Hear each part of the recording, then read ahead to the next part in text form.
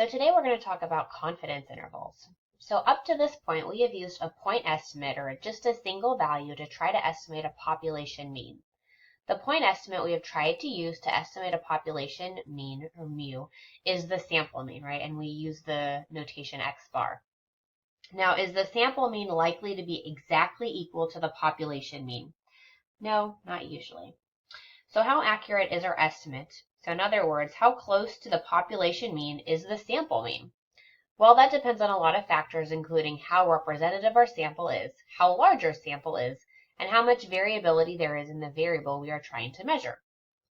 So in this chapter, we will discuss a better technique for estimating a population mean. Instead of just using the sample mean, we will create a confidence interval. This is essentially using the sample mean as our best guess of the true population mean, but then creating an interval of values around the sample mean. We then state a level of confidence about how confident we are that the interval we just created actually contains the population mean. So the way we set up a confidence interval, so confidence interval is equal to the population mean, which we say is a point estimate. So point estimate, again, is the sample mean that we're going to use, or x bar. So sample mean x bar, plus or minus this margin of error.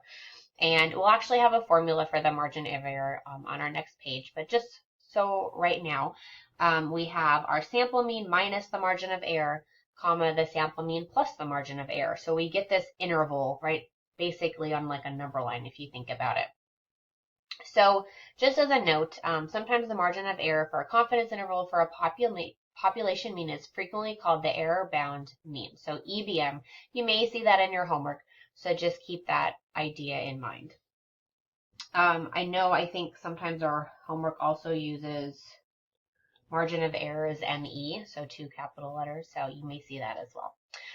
So let's think about what sort of this confidence interval means. So we have our normal distribution, right? We know our mean is right in the middle, right? That's my population mean. So let's say I take a sample, right? So I take a sample, I find the sample mean, let's say it's over here, right? So here's the sample mean that I found. Now, with this confidence interval, right, we can see that obviously the sample mean is not the population mean, but it's fairly close. And so what happens is I get this interval, and they should be roughly the same right on each side, so from here to here. And so below the sample mean, we would say it's minus the error, and above is plus the error, right? So it's the sample mean minus the error, sample mean plus the error. And you see when I do this, I create this interval, and we've included the population mean in here. So if you look at all these little intervals as you go down the page, right, and let me put sort of parentheses around all of them, you'll notice that most of them include the true population mean, right? But not all of them. So let me do this quick, and then we'll talk about maybe the ones that miss it, right? So this line here, and you can see it doesn't always automatically go right in the middle of the intervals, but you can see that most of them include it. There are 2 that don't, right? So this one misses it, and so does this one, right? So those are missing the true population mean in the interval. And that's what happens sometimes, right? When we take a sample, there's always a possibility for error that it's not really truly representative of our population. And so you'll see with this confidence interval, we talk about a level of confidence. So we could say 99%, 95, 90 as are usually our 3 most common. But we're saying we are confident, however, it's not a guarantee, right? We can never be 100% sure if we're sampling from a population. So the idea is, that if you take a sample from a population, right, you can be somewhat confident, a certain percentage, that your true population mean falls within this interval. All right, so that's what we're sort of going to be looking at. We're going to be creating this confidence interval. So it says, shown previously are 12 possible confidence intervals for the population mean. Each of the above intervals is slightly different depending on the observed value of the sample mean. Notice most of the intervals capture the value of the true population mean, but others do not. In reality, you will calculate only one such interval based on your one sample mean. There's no way of knowing if your interval captures the true population mean or happens to be one of the few intervals that fails to capture the true population mean. So just as a note, it says if you have a 95% confidence interval, then 95% of all possible samples will result in a confidence interval that contains or captures the true values of the population mean. So 5% of the possible samples will yield a confidence interval that does not contain the true value of the population mean.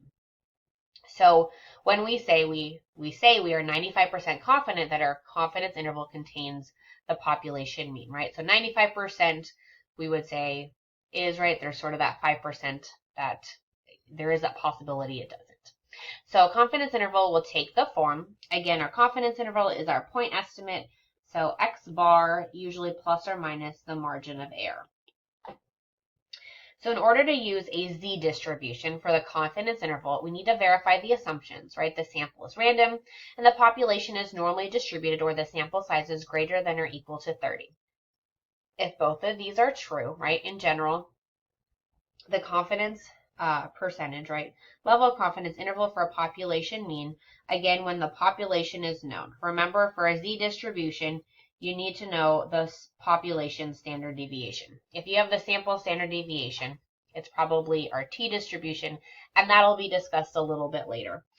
So if I look at my interval, right, X bar minus E, X bar plus E, and so there's a couple different ways to write a confidence interval. You can write it with inequalities. You could also write it as, again, an interval, sort of with the parentheses. So you may see both sort of ways in your homework. So just note that they do mean the same, just sort of depends on how you want to write it. Margin of error, now we actually have a formula. It's Z of C, which is our critical value, times the population standard deviation divided by the square root of n. So Z of C is the critical value and E is the margin of error. Our homework uses ME to illustrate the margin of error, just to note. So the table below gives the three most popular levels of confidence used in statistics. So if it's 0.9, it's going to be a critical value of 1.64, 0.95, 1.96, and 0.99 is going to be 2.575. If you are asked a different confidence level, you can still use our calculator to find the critical value with techniques we learned in Chapter 6.